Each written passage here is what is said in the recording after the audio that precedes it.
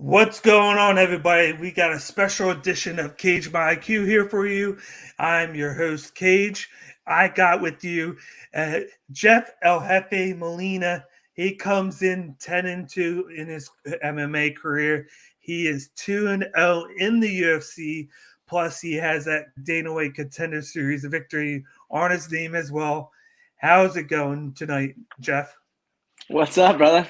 Long time coming, man. It's good Yeah. to be talking to you. Yeah, we've been going back and forth for the past like a couple months trying to get you nailed down. I know Twitter is notorious for hiding messages, but we've got you here now and got this interview going. And so let's get started with it. How's your night going? Pretty good, man. Pretty good. Touched down in Vegas a couple hours ago. Got into the Fighter Hotel. I'm cornering David Onama this weekend, so just getting checked in. And man, I'm vaccinated, so I don't have to take a COVID test, which is nice. Usually, like it's COVID test after COVID test when you check into the Fighter Hotel, so that was cool. Exactly. As you just said, you're going to be cornering David Onama for his fight against Benitez this week. What are your thoughts on David Onama? I know you're raving about him right before we got on. Yeah. Off air, I was telling you how good this kid is, man. He's a stud. I call him a kid, but he's actually older than me. I think he's a couple years older than me, but he's Yeah. good, man. He's good. He's really good, actually. We were talking about just his fighting style earlier, his rage control, and his ability to forward pressure with that high shell. That's kind of Piotr esque. Like I can't think of many fighters that keep that high guard. Dustin Poirier is another one, but the reason you don't see that is because you got 4-ounce gloves on. So it's common in boxing, that high shell. But MMA, the margin of error is so much smaller. But David Onama pulls it off. And what people don't see is a small head movement behind that high shell. And I think it's underrated. And his ability to do that is what makes him great. And I think this Saturday he's going to put on a life-changing performance.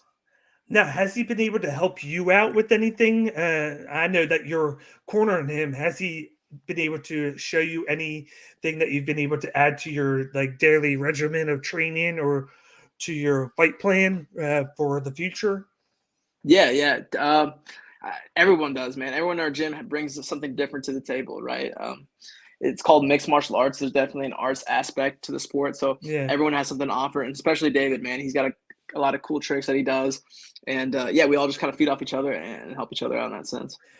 Now, before I get started with asking you about growing up and everything, I have to ask you the big question is what was it with your Twitter post from last week about the whole Maximoff fight? I know you made the comment about, looks like I'm going to be broke now. Then, of course, Maximoff chimed right in, and then Nate Diaz chimed in right after him.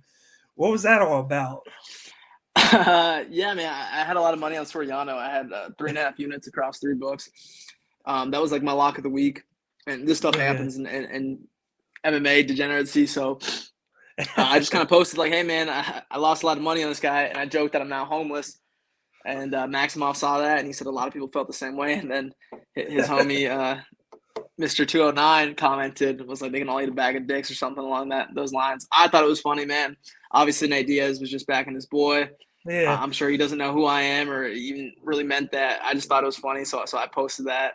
And I was like, what do you think he meant by this? You know, I'm not sure if you've seen that video with this guy named Drewski. He's like an internet personality, but he has a funny video of like, what does that mean? I knew exactly what he meant. I just thought it was funny. Yeah. And it was cool. It's cool to know that Nate Diaz knows me. You know, like he knows some kid named Jeff Molina who's in the UFC. At least lost you know money on his boy. Yeah, at least you know he knows now that you're relevant enough Let's go. to respond back. So that's something good. I like when I was looking at that fight, I just thought that I had Puna Soriano first round. Anything after that, I was telling people to live bet Maximoff after that because I felt like Puna has been like a first round guy. And then with Maximoff's wrestling aspect, I felt like he could neutralize that after that. I didn't expect him to just kind of dominate with the wrestling like he did, but Puna definitely had his shot. So I know you were like chomping at the bit for him to get that, but it just didn't work out. But you know what? You're going to be able to make your money back in the future because, of course, you're employed by the UFC. So, you know. I killed it this past weekend too, man. I killed it. So I got my money it, back. I'm no longer homeless. I did bad this week. I went like of course I didn't bet like I was going to, and to me this was like an underdog card, and of course thank God I didn't, because had I bet I would have went 0-3, especially with the Bandera fight where I felt like he got robbed a little bit in that fight because of that round two. But thank God I didn't bet that. Yeah, yeah. I had a Arlovsky. Actually, I played him straight, so I'm glad he got robbed. I'm glad you bet that, and I'm glad I decided not to. Stayed away from it. Yeah. Yeah, I stayed away from it. This week might be a little bit different, but I'll talk to you about that off air. But I just want to get started with that. Tell me a little bit about yourself, like growing up. I know you said you're from Jersey, then went to Kansas. Tell me a little bit about growing up in both areas, and then how you got introduced to MMA. Yeah. Spent the first decade of my life in Jersey. I was born there. I love that place, man. I was actually just in the East Coast last week. I was in New York City. I love the East Coast, man. So that's definitely always gonna be home. But moved out to Kansas when I was like 11ish, and I started doing kung fu when I got here. My older cousin, kind of like an uncle, would take my brother and I to do kung fu, and I got my black belt in that. I did that for about 4 or 5 years. And long story short, I watched a pay-per-view card at a buddy's house. His dad was watching the fights. Yeah. And I said, "What is that? That looks fun. That looks cool." Like I was very intrigued. And they're like, "It's UFC." They kind of explained it to me. At that point, there was only like 2 fights left in the night. We watched those 2 fights.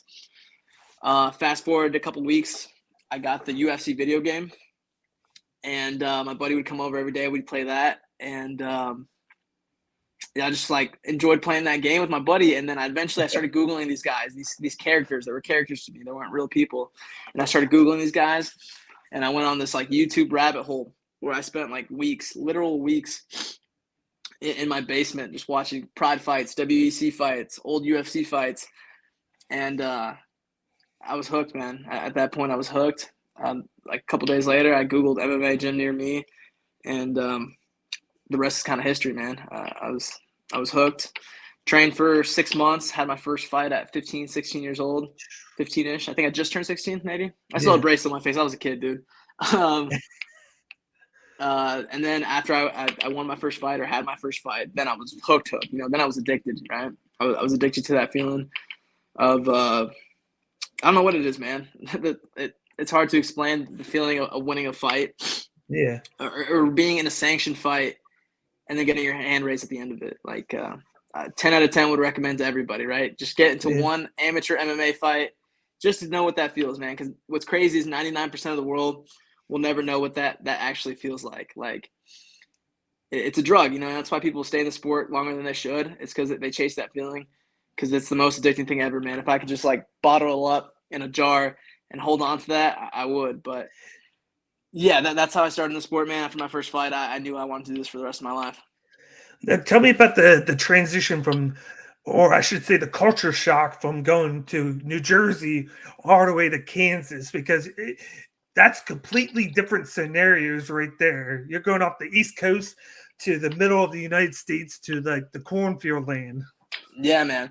So I live pretty close to Kansas City, so it's not super like rural. It's actually kind of suburban, and then obviously the city's right there, so it's not too bad. But there definitely was some culture shock, bro. Like I remember coming out to the Midwest or coming to Kansas, and I thought people were like overly nice. I was like, why? It felt weird. It felt wrong. I'm like, why are they like? You walk into a gas station, they're like, hey, how you doing? And you don't really get that in the East Coast, Like they don't really say anything. They just kind of side eye you.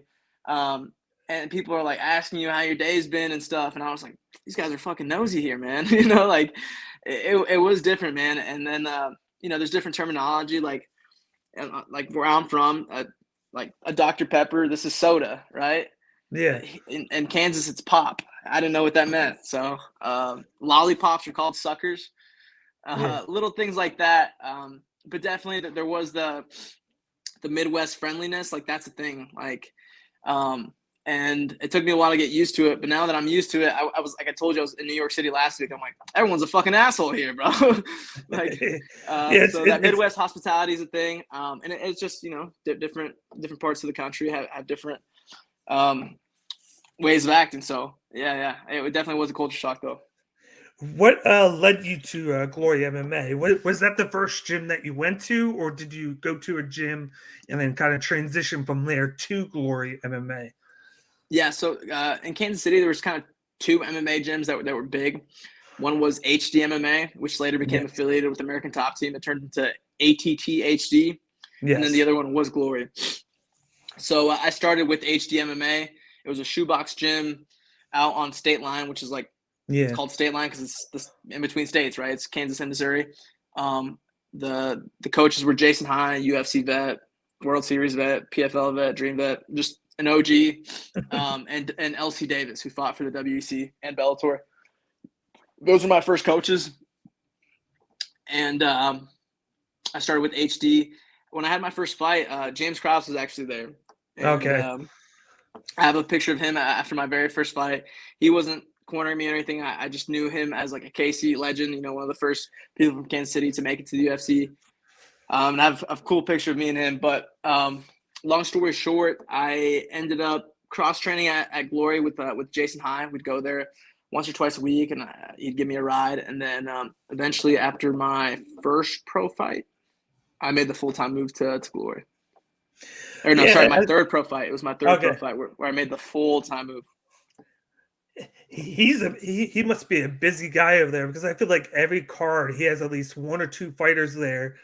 And the funniest thing was a fighter poured out a couple months ago, and then he was like, "I'll fight him, and then I'll take the fight." And then of course UFC was like, "Nah, like you're a coach right now." It's like everybody forgets that he not long ago he was still a fighter, and now he that kind of transitioned over to like a head coach role. And then one of my very first interviews was Derek Minner. And then he was talking about James Krause, how he does things differently, how as a fighter, he's the guy that does the tape study for you guys. And then he kind of goes in there and tells you what you need to do rather than you have to do it yourself. Is that something that you do, that you do at Glory, where you just have to focus on training and then you have the head coaches tell you what to do? Yeah. James Krause is a gangster, man. Not only that, but he's a mastermind of this sport. He, in my opinion, he's one of the best coaches in the world, if not the best coach. And I know I'm a little biased, but yeah, he's a busy guy. And the fight you're referring to, where he almost stepped in on a day's notice, not even a day's notice, it was at weigh-ins, man. I was actually here in Vegas with Krause, and we're here for Tim Elliott's fight. Yes. And we were watching the weigh-ins, and then we look on Twitter, and it's like Krause is looking to step in, and we're like, what the heck? I text him immediately. You know, I just saw the guy 20 minutes ago, and now he's taking a fight. That just kind of shows. I mean, that's leading by example. Like, that's the definition of leading by example, right? You know, being able to take fights on short notice like that, staying in shape. He's constantly training. You know, he does have a full-time coaching role, but the reason he doesn't fight is because he doesn't have time for it, man. Like you said, he's cornering someone every weekend. You know, there was a 6 week straight last year where he was in Vegas every week cornering. So he's a busy guy. As far as like a coaching aspect, he's the man. Like he does do a lot of the game planning. The ins and outs of training camp. You know, he tells you the schedule you need to be on. What, you know, the one-on-ones you have with him. You're working fight specific things when you're in camp. So he's the man. Yeah, he's definitely one of the top guys for me. Like I see him, of course, up and coming.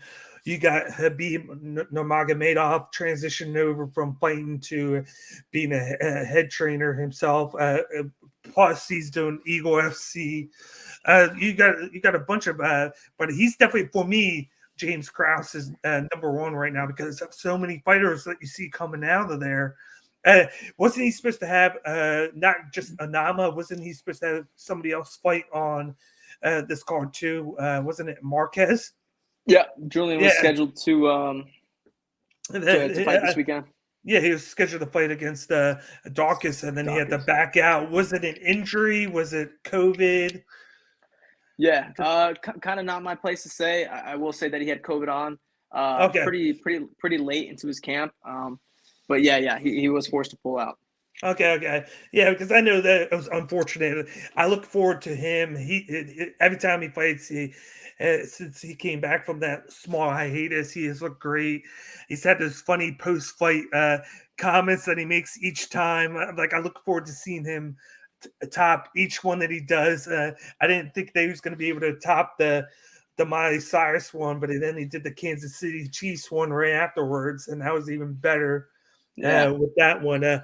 Speaking of Kansas City, are you a sports fan at all? Do you follow any sports and have any favorite teams? Not really. I do cheer for the Chiefs just because, Okay. Kansas City, go Chiefs. Yeah. But that's about it, man. It's mostly MMA and boxing that I follow like Yeah. passionately. Now, tell me a little bit about when you got the call to be on the Contender Series. I know you were probably 8 or 9 pro fights deep, maybe a little bit less, because I know you did a little bit more extensive with the amateur fights. Tell me about getting the call for the Contender Series, and then how it was finding out you were going to be on the show. Yeah. So I think I just won my 7th professional fight. I think I was 7-2. I fought on a Saturday and got the call on a Monday, so it happened pretty quick, or maybe it was a Tuesday. Okay. Whatever it was, it happened a couple days after, like that, getting that call. Yeah. And before that last regional fight, we knew the implications of it. I was fighting a tough guy. I think it was like 11-4, good record, Yeah. or decent record at least. Had fought some good guys, some UFC vets, and we knew he hadn't been finished in like 6 years or something. So we knew a dominant performance and resulting in a finish would lead to something good like this. So even Yeah. having those expectations, I didn't expect it, especially that quick, man. Like I didn't expect to fight a guy on Saturday, Tuesday, get a FaceTime call from my manager Joe Wooster, Yeah. who's part of Iridium, and then he was out to lunch with James. So they were at lunch, and it was a FaceTime call, and they're like, "Hey, man, Dana White Contender Series at the start of July. I think that was the original date. The Contender Series was supposed to be July, and then COVID pushed it Yeah. back to August.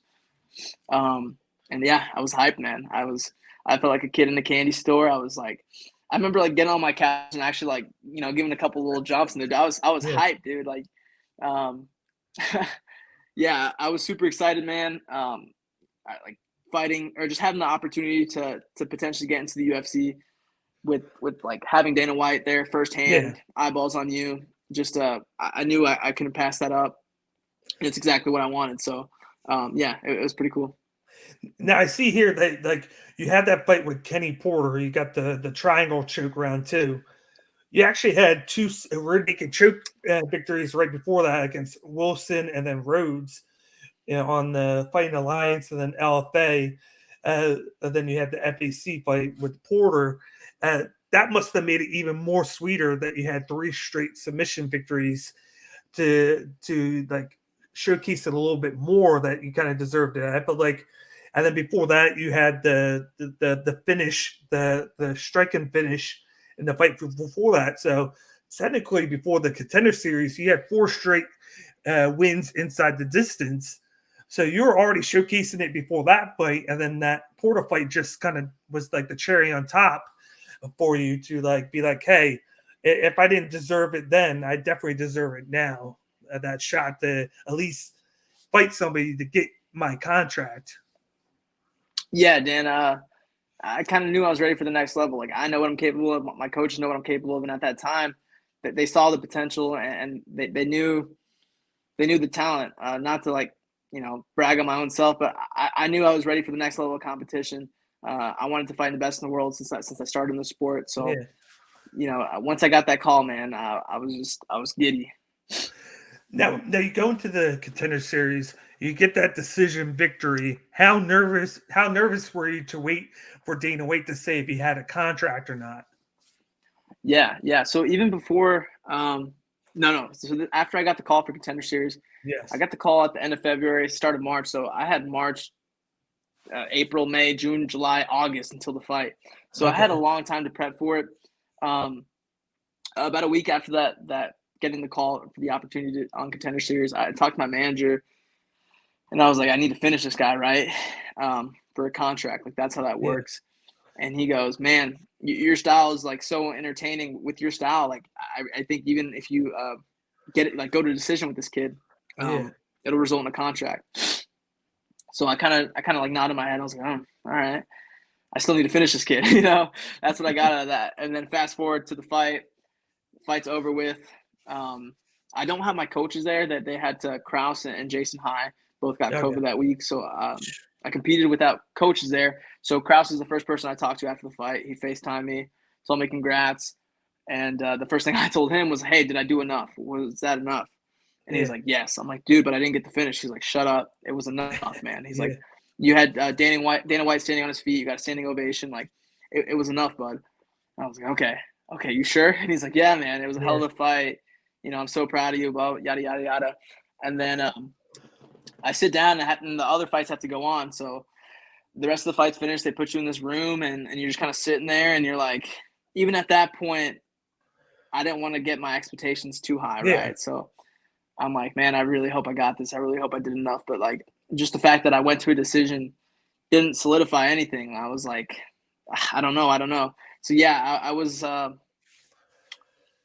pretty pessimistic up to the point of getting the contract, right? Because I just didn't want to.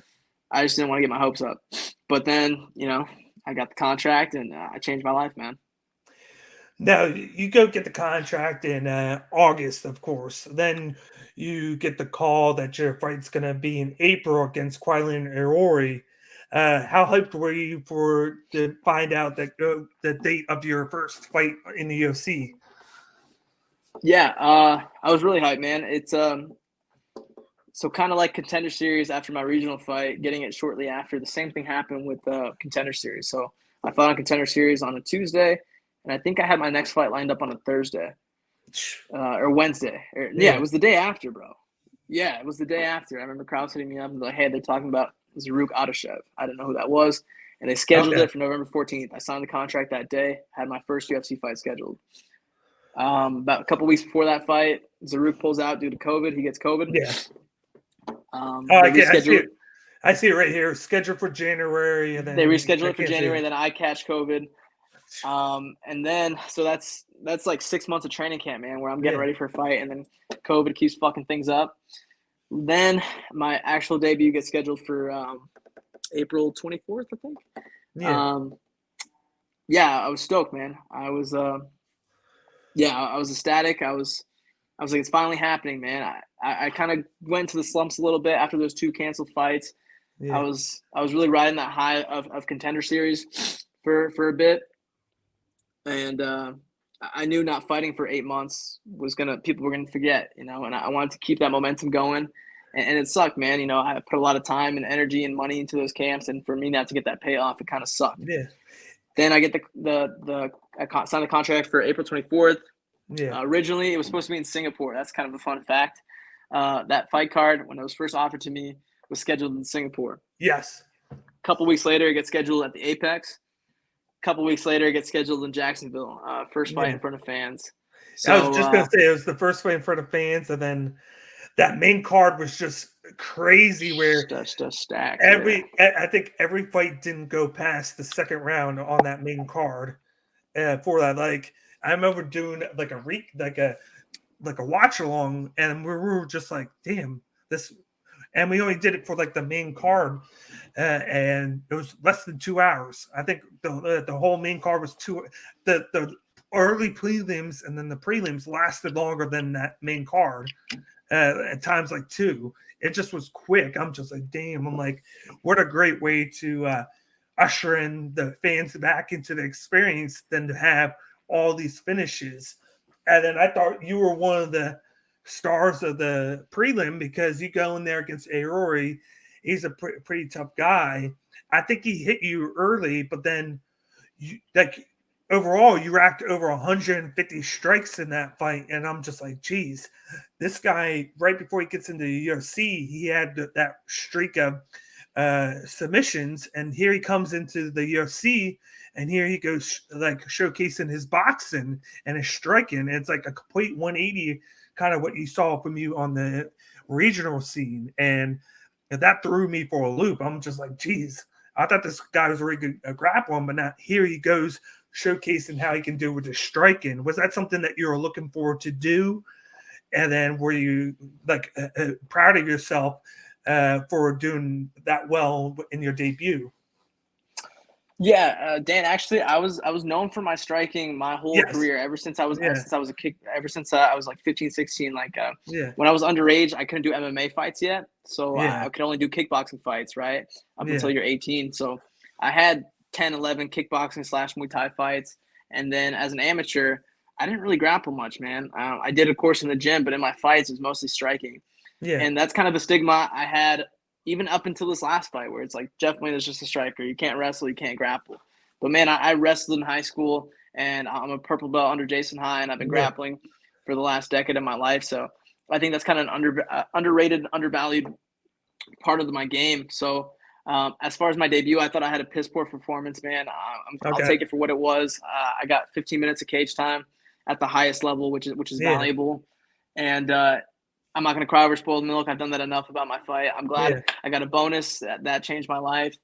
But the cool thing about this last fight was I got to show I'm not just a striker, man. I can grapple as well. Exactly. Larsheda threw up some good sub attempts, and I kind of shook him off with no problem and kind of showed some slickness on the ground. And that was what I was most proud of for my last fight was like, hey, man, I'm not just a striker. I've been grappling this last decade of my life, and I felt like that was a little an underrated part of my game, and I'm glad I got to show it.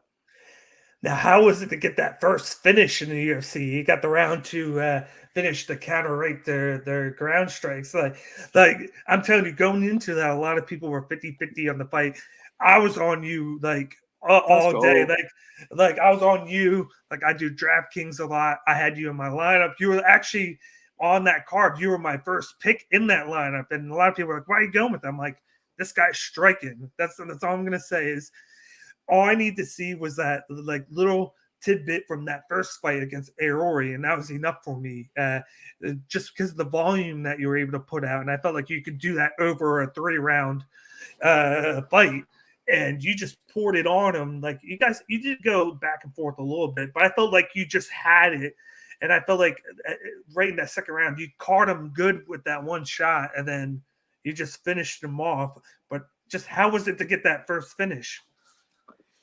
That felt awesome, man. That felt really fucking cool. Up until my Contender Series fight, all my wins had come by way of decision. And it was something that kind of bothered me a little bit. Again, I'm not going to cry over spilled milk. I'll take the debut for what it was. Yeah. I learned a lot from that fight. It made me a way better fighter. My performance was trash, man. And I learned a lot from it. So me getting to finish in my last go around was something I was happy about and I was proud of. It was like I finished every fight leading up to Contender Series in my debut, and I wanted to get back to my finishing ways. And I said that in every interview leading up to that fight. It's like I'm getting back to my finishing ways. Like I'm not getting paid enough to go 15 minutes with these guys. Like these tough fights will come when I'm fighting the top 5 people in the world, top 10 even. Like those tough fights will come where they're a little back and forth and a little more competitive.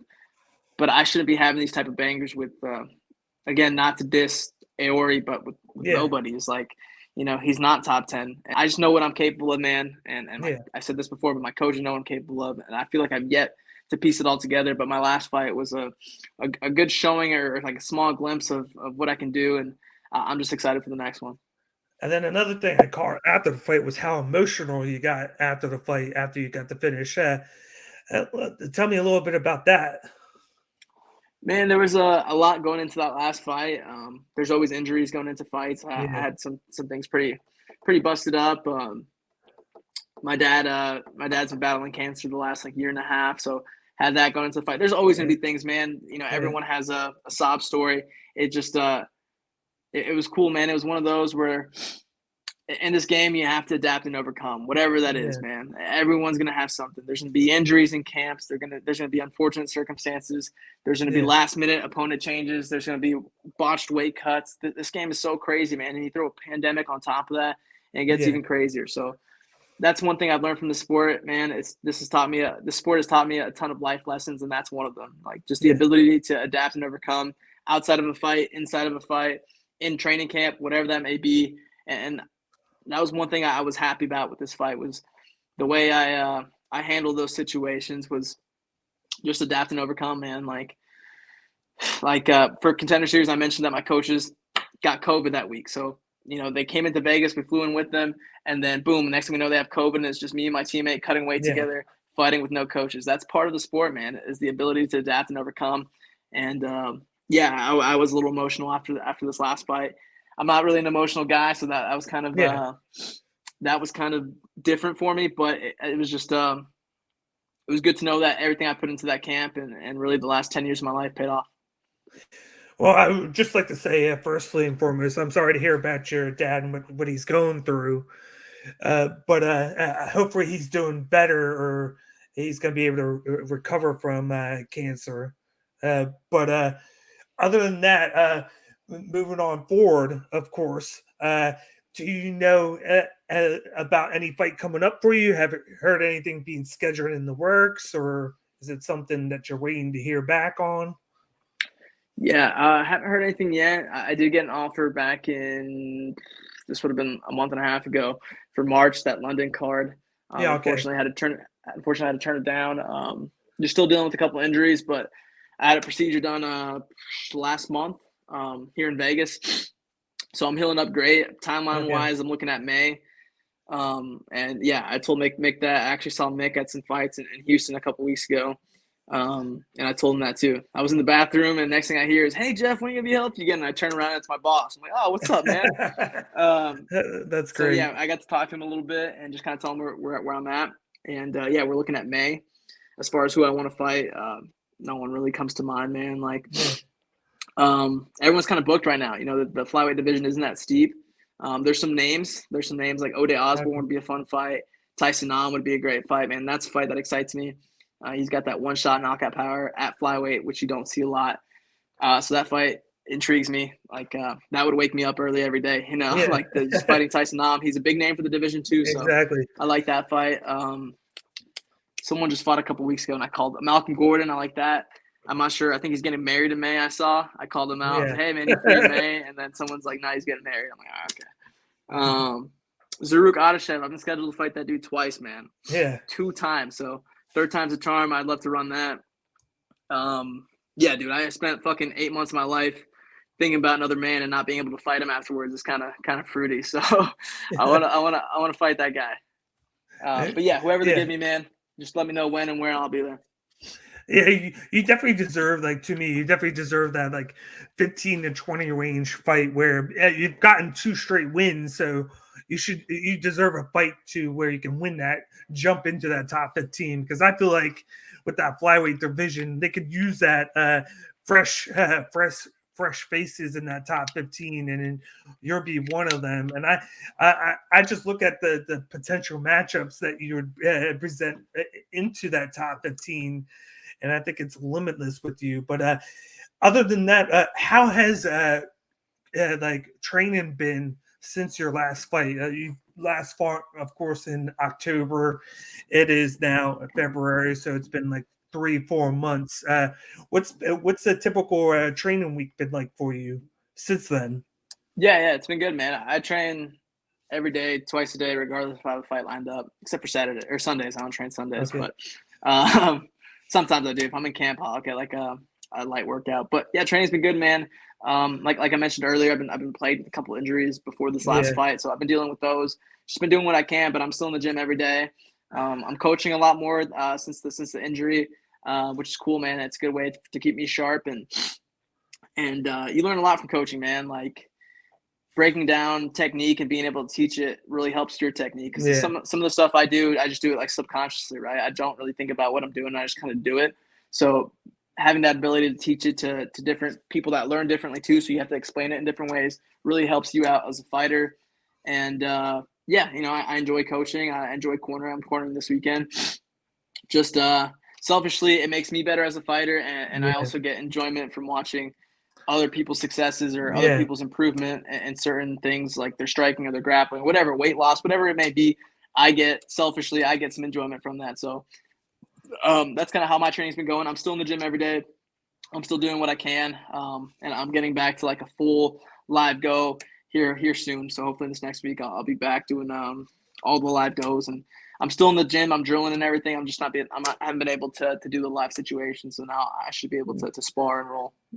Yeah, well, hopefully we see you sometime in May or June at the soonest. Give you a couple of months to get a fight booked and then train with all the guys there at Glory. But what are some of the things that you like to do outside of the gym? Because I know all the fighters, like you're so ingrained into training, preparing, making weight, and everything.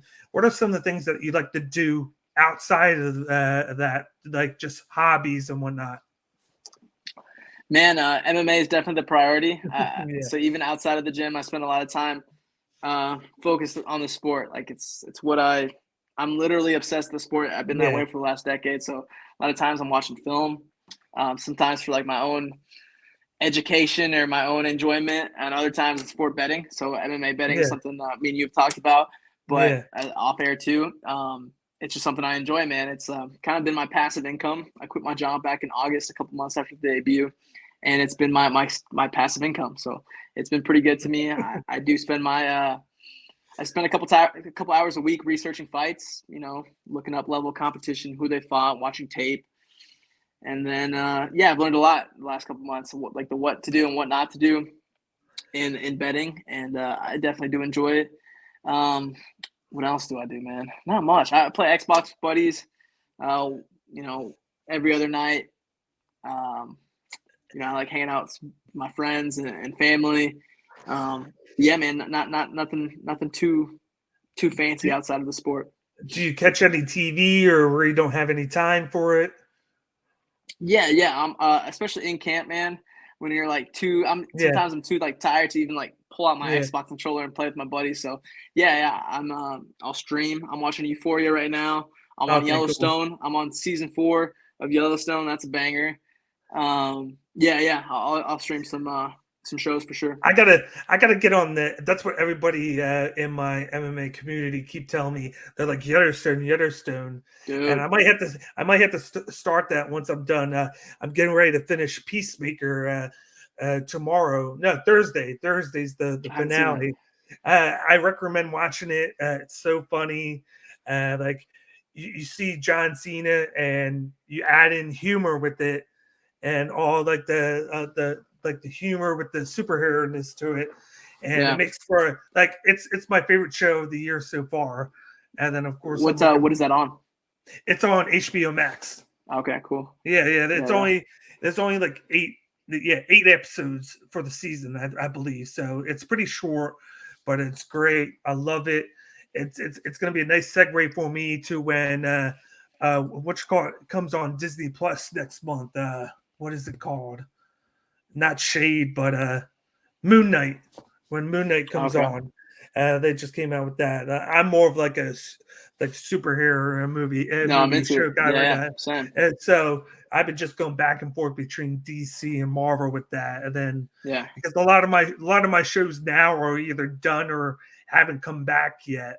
So Yeah. So I you're have kind to, of in between right now. yeah, Yeah. I'm in between that, so I'm filling my time with just like the movies. So Yeah. like You said that I'm show is get called Peacemaker?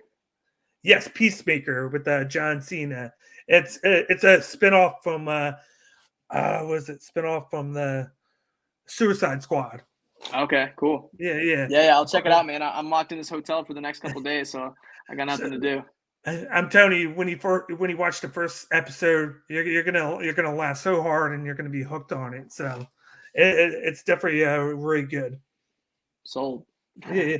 But right before I let you go from this interview, I know you want to get time to watch some TV and relax. What's some of like like things that you have to say for amateurs that are looking to turn pro? What are some advice you would give them? Yeah. To an amateur fighter, it would just be show up, man. It's just show up every day.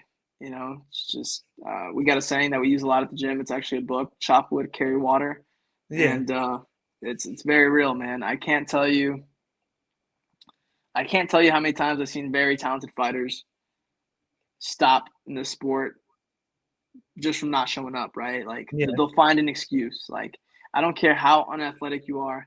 I don't care how much you think you suck. If you show up every day and do something, and you show up twice a day at that, you're gonna get better, and eventually you're gonna get good, and eventually you're gonna become really good. It doesn't matter how athletic you are or how bad you think you are, man. If you keep showing up to something every single day, no matter what it is, you will get better at it. That's science, maybe. I don't know. I'm not a doctor. But, that's how that works, man. And I can't tell you, like in jiu-jitsu, it's called blue belt syndrome, right? Yeah. A white belt comes to jiu-jitsu every day. They find something they're passionate about, and they enjoy it, and then they get their blue belt. And then about a month after they get their blue belt, they stop showing up. And they find an excuse, man. I've seen every excuse in the book to why people stop showing up to the gym. Like, I got a new girlfriend, or I got married, or I got a new dog, like whatever, man. Like they'll find an excuse and they'll stop showing up. And, a lot of friends that I have stop going to the gym, but they're still friends. I don't see them every day like I used to because they don't show up to the gym, and that's where I'm at. But it's just that would be my one piece of advice, man. If you're truly passionate about the sport and you want to make it to the UFC and you want to be a world champ, and you just want to be successful in the sport, is show up every single day. And I know it sounds corny, but give your best effort while you're there, man. Like where your head's at when you're on the mats is important. It kind of shows your ability to learn. So going to practice every day with intention. I don't care how bad you think you are, you will become good, and you will become better than good. Yeah, eventually. And you got to be able to make sacrifices, like you said. You got to be able to sacrifice time with friends, family. You got to put the work in to 100%. make the goal happen. But every end of the episode that I do with my interviews, I give you the floor to just give a shout out or give a thanks to anybody that you want to shout out to. So if you want to give a shout out to anybody, here you go. Shout out to my team, Glory MMA. My coaches, James Krause, Jason High, Austin Ford, and to you, Dan. Thanks for having me, man. I know it's been a long time coming. Yeah. And shout out to MMA Twitter as well, man. Yeah. Well, I know everybody with Fighters First, that's the network I'm on, and then of course me with Cage IQ. Thank you so much for coming on, and we look forward to the next fight that you have scheduled. But once again, this was Jeff El Jefe Molina, 10-2, 2-0 in the UFC. He is the newest star in the flyweight division.